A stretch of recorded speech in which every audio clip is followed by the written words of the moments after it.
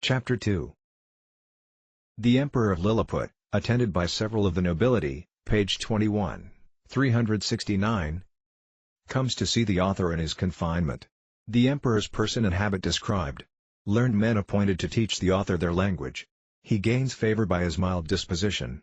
His pockets are searched, and his sword and pistols taken from him. When I found myself on my feet, I looked about me, and must confess I never beheld a more entertaining prospect. The country around appeared like a continued garden, and the enclosed fields, which were generally 40 feet square, resembled so many beds of flowers. These fields were intermingled with woods of half a stone, one, and the tallest trees, as I could judge, appeared to be 7 feet high. I viewed the town on my left hand, which looked like the painted scene of a city in a theater. I had been for some hours extremely pressed by the necessities of nature, which was no wonder, it being almost 2 days since I had last disburdened myself. I was under great difficulties between urgency and shame.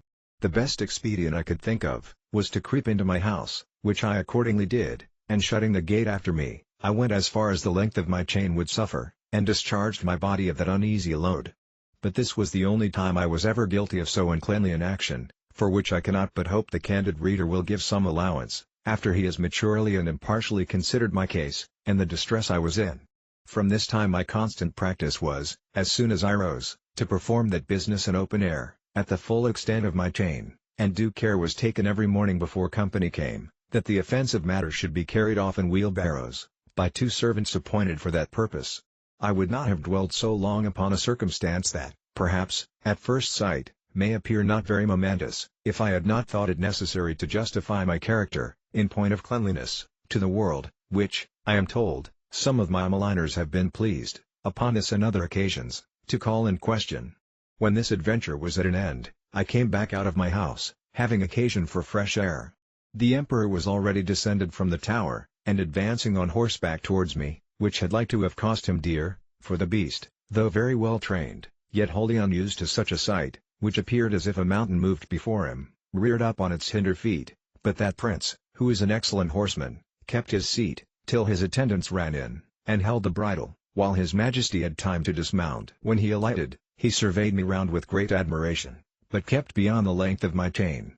He ordered his cooks and butlers, who were already prepared, to give me victuals and drink, which they pushed forward in a sort of vehicles upon wheels, till I could reach them. I took these vehicles and soon emptied them all. 20 of them were filled with meat, and 10 with liquor. Each of the former afforded me 2 or 3 good mouthfuls, and I emptied the liquor of 10 vessels, which was contained in earthen vials, into one vehicle, drinking it off at a draught, and so I did with the rest. The Empress, and young princes of the blood of both sexes, attended by many ladies, sat at some distance in their chairs, but upon the accident that happened to the Emperor's horse, they alighted, and came near his person, which I am now going to describe. He is taller by almost the breadth of my nail, than any of his court, which alone is enough to strike an awe into the beholders. His features are strong and masculine, with an Austrian lip and arched nose, his complexion olive, his countenance erect, his body and limbs well proportioned, all his motions graceful, and his deportment majestic. He was then past his prime, being 28 years and 3/4 old, of which he had reigned about 7 in great felicity, and generally victorious. For the better convenience of beholding him, I lay on my side, so that my face was parallel to his, and he stood but 3 yards off. However, I have had him since many times in my hand, and therefore cannot be deceived in the description. His dress was very plain and simple, and the fashion of it between the Asiatic and the European, but he had on his head a light helmet of gold, adorned with jewels, and a plume on the crest. He held his sword drawn in his hand to defend himself, if I should happen to break loose. It was almost 3 inches long, the hilt and scabbard were gold enriched with diamonds. His voice was shrill, but very clear and articulate, and I could distinctly hear it when I stood up.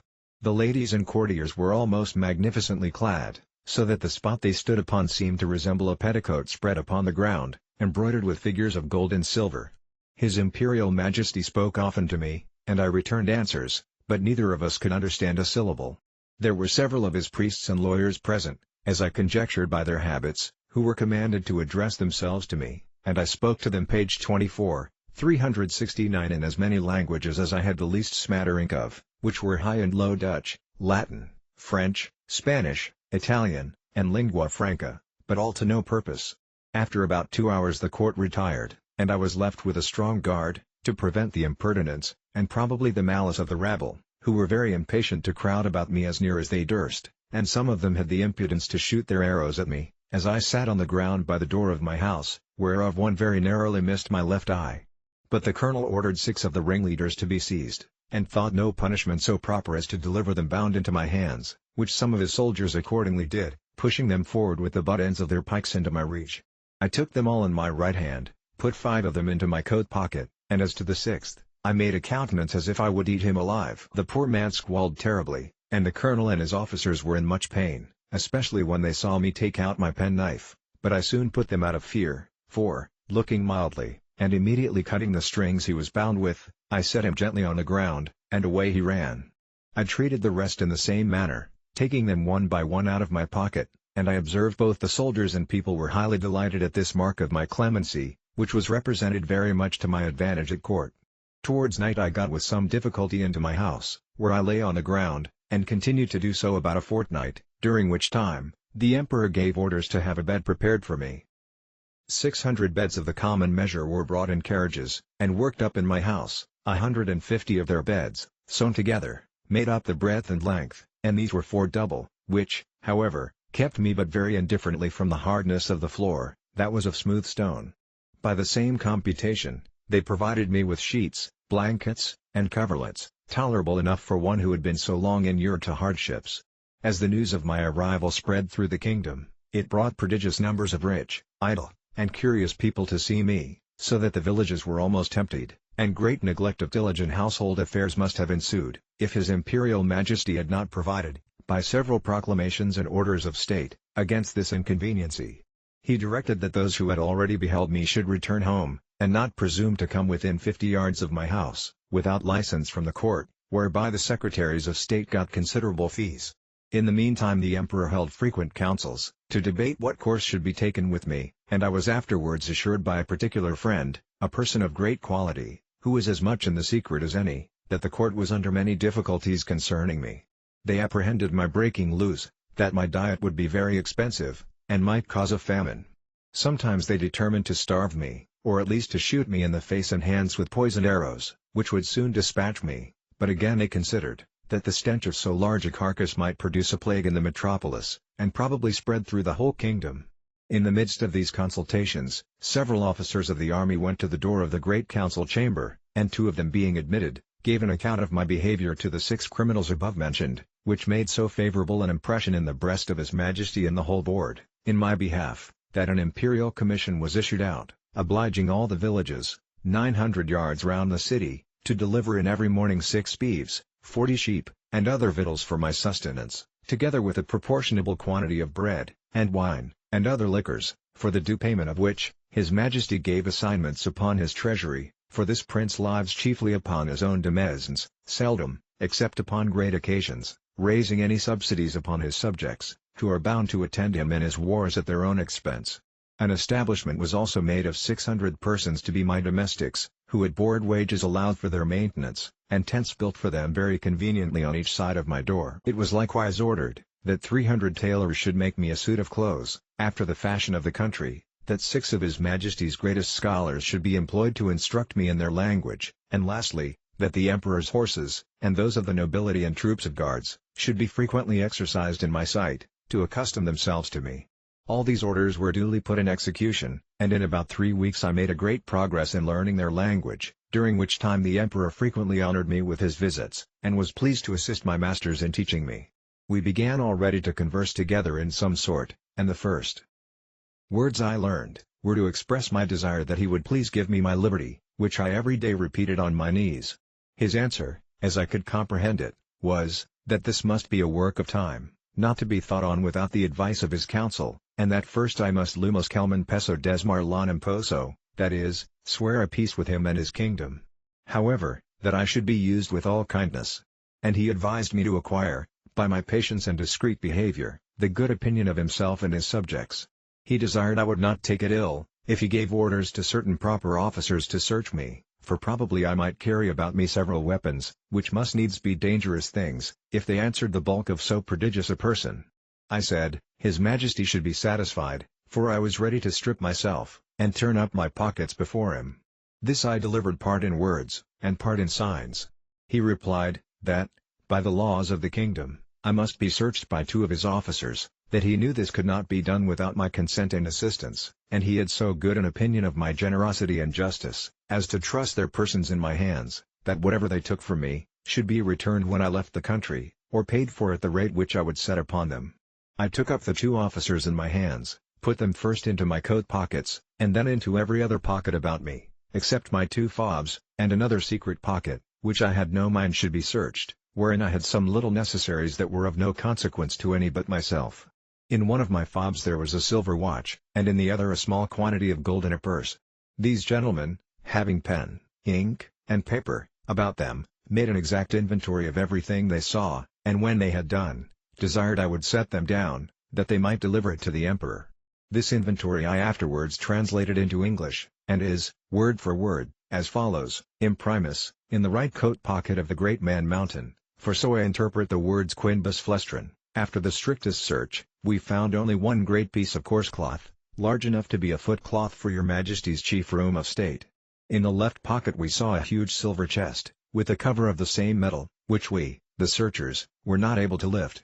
We desired it should be opened, and one of us stepping into it, found himself up to the mid-leg in a sort of dust, some part whereof flying up to our faces set us both a-sneezing for several times together. In his right waistcoat pocket we found a prodigious bundle of white thin substances, folded one over another, about the bigness of 3 men, tied with a strong cable, and marked with black figures, which we humbly conceived to be writings, every letter almost half as large as the palm of our hands.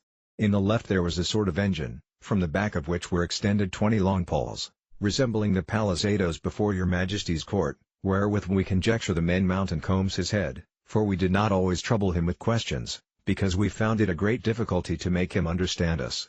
In the large pocket, on the right side of his middle cover, so I translate the word ranfolo, by which they meant my breeches, we saw a hollow pillar of iron, about the length of a man, fastened to a strong piece of timber larger than the pillar. And upon one side of the pillar, were huge pieces of iron sticking out, cut into strange figures, which we know not what to make of. In the left pocket, another engine of the same kind. In the smaller pocket on the right side, were several round flat pieces of white and red metal, of different bulk. Some of the white, which seemed to be silver, were so large and heavy, that my comrade and I could hardly lift them. In the left pocket were 2 black pillars irregularly shaped. We could not, without difficulty, reach the top of them, as we stood at the bottom of his pocket. One of them was covered, and seemed all of a piece, but at the upper end of the other there appeared a white round substance, about twice the bigness of our heads. Within each of these was enclosed a prodigious plate of steel, which, by our orders, we obliged him to show us, because we apprehended they might be dangerous engines. He took them out of their cases, and told us, that in his own country his practice was to shave his beard with one of these, and cut his meat with the other. There were 2 pockets which we could not enter, these he called his fobs. They were 2 large slits cut into the top of his middle cover, but squeezed close by the pressure of his belly. Out of the right fob hung a great silver chain, with a wonderful kind of engine at the bottom. We directed him to draw out whatever was at the end of that chain, which appeared to be a globe, half silver, and half of some transparent metal, for, on the transparent side, we saw certain strange figures circularly drawn, and thought we could touch them, till we found our fingers stopped by the lucid substance. He put this engine into our ears, which made an incessant noise, like that of a water-mill, and we conjecture it is either some unknown animal, or the god that he worships, but we are more inclined to the latter opinion, because he assured us, if we understood him right, for he expressed himself very imperfectly, that he seldom did anything without consulting it. He called it his oracle, and said, it pointed out the time for every action of his life. From the left fob he took out a net almost large enough for a fisherman, but contrived to open and shut like a purse, and served him for the same use. We found therein several massy pieces of yellow metal, which, if they be real gold, must be of immense value. Having thus, in obedience to your majesty's commands, diligently searched all his pockets, we observed a girdle about his waist made of the hide of some prodigious animal, from which, on the left side, hung a sword of the length of 5 men, and on the right, a bag or pouch divided into 2 cells, each cell capable of holding 3 of your majesty's subjects. In one of these cells were several globes, or balls, of a most ponderous metal, about the bigness of our heads, and requiring a strong hand to lift them. The other cell contained a heap of certain black grains, but of no great bulk or weight, for we could hold above 50 of them in the palms of our hands. This is an exact inventory of what we found about the body of the man Mountain, who used us with great civility, and due respect to your Majesty's commission. Signed and sealed on the 4th day of the 89th moon of your Majesty's auspicious reign. Clefrin Furlock, Marcy Furlock. When this inventory was read over to the Emperor, he directed me, although in very gentle terms, to deliver up the several particulars. He first called for my scimitar, which I took out, scabbard and all.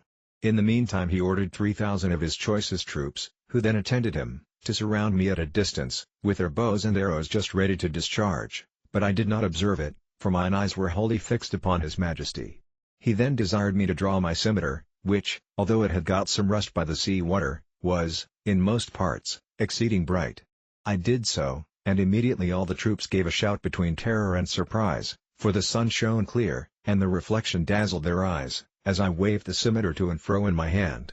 His Majesty, who is a most magnanimous prince, was less daunted than I could expect. He ordered me to return it into the scabbard, and cast it on the ground as gently as I could, about 6 feet from the end of my chain. The next thing he demanded was one of the hollow iron pillars, by which he meant my pocket pistols.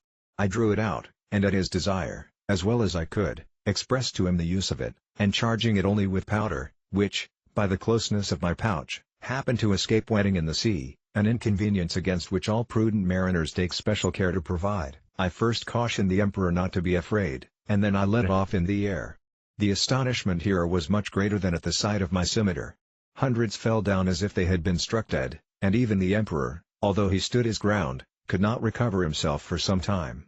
I delivered up both my pistols in the same manner as I had done my scimitar, and then my pouch of powder and bullets, begging him that the former might be kept from fire, for it would kindle with the smallest spark, and blow up his imperial palace into the air. I likewise delivered up my watch, which the Emperor was very curious to see, and commanded 2 of his tallest yeomen of the guards to bear it on a pole upon their shoulders, as draymen in England do a barrel of ale. He was amazed at the continual noise it made, and the motion of the minute hand, which he could easily discern, for their sight is much more acute than ours. He asked the opinions of his learned men about it, which were various and remote, as the reader may well imagine without my repeating, although indeed I could not very perfectly understand them. I then gave up my silver and copper money, my purse, with 9 large pieces of gold, and some smaller ones, my knife and razor, my comb and silver snuff-box, my handkerchief and journal book, my scimitar, pistols, and pouch, were conveyed in carriages to His Majesty's stores, but the rest of my goods were returned me. I had, as I before observed, 1 private pocket, which escaped their search, wherein there was a pair of spectacles, which I sometimes use for the weakness of mine eyes, a pocket perspective, and some other little conveniences, which, being of no consequence to the Emperor, I did not think myself bound in honor to discover, and I apprehended they might be lost or spoiled if I ventured them out of my possession.